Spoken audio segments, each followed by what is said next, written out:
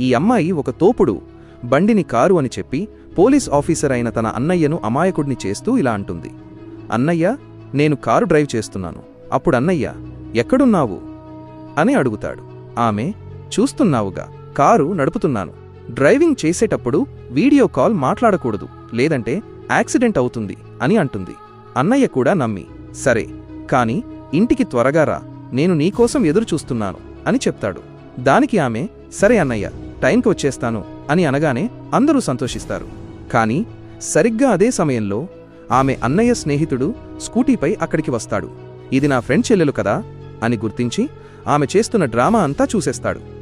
సాయంత్రం అమ్మాయి చాలా సరదాగా ఇంటికి వస్తుంది.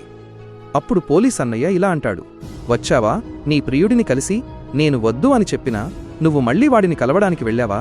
అప్పుడు చెల్లెలు, అన్నయ్య, ఏం మాట్లాడుతున్నావు, నువ్వు ఏమైనా తాగి వచ్చావా అని ఎదురు ప్రశ్నిస్తుంది.